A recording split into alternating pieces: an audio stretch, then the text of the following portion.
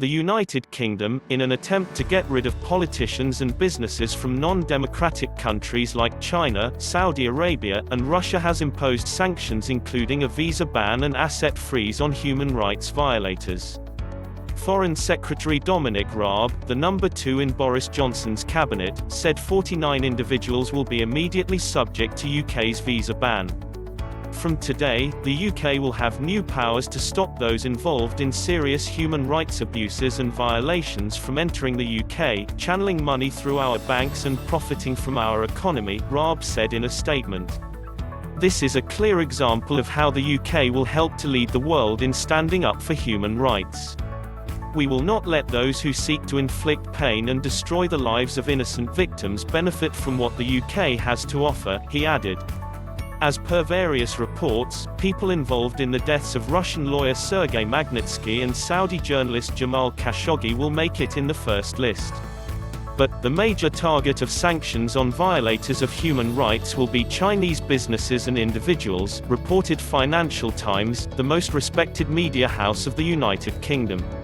Future targets of the regime may include those who commit unlawful killings perpetrated against journalists and media workers, or activity motivated on the grounds of religion or belief, said the UK Foreign Minister.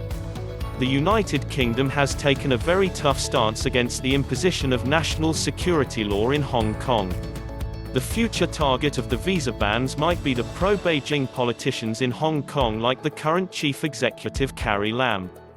The Chinese Communist Party executives in provinces of Xinjiang and Tibet might also be banned from visiting the United Kingdom and their properties in the country seized, given the human rights violations by CCP in these provinces. In the last few months, the democratic world has taken a tough stance against the violation of human rights in China. The politicians and ruling Liberal Democratic Party in Japan urged Prime Minister Shinzo Abe to carefully reconsider the visit by Chinese President Xi Jinping given imposition of national security law in Hong Kong.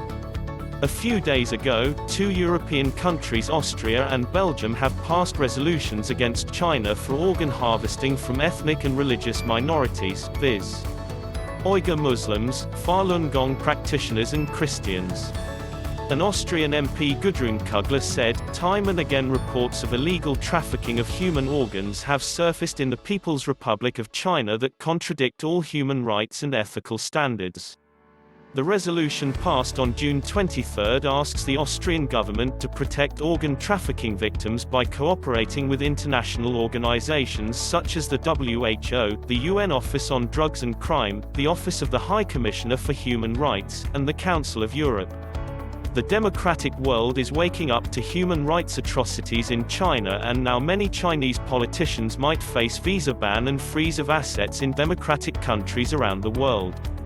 The UK's decision might inspire Australia, where a large number of politicians of Chinese Communist Party have stored their wealth, to freeze Chinese assets, individuals and companies, in the name of human rights abuse. China used to fool the democratic world by buying up influence in the United Nations Human Rights Council, which never expressed concern over abuse of human rights by Beijing despite concrete evidence. But now democratic countries are taking suo moto cognizance over these issues instead of outsourcing it to UNHRC, and China is set to pay the price for its sins.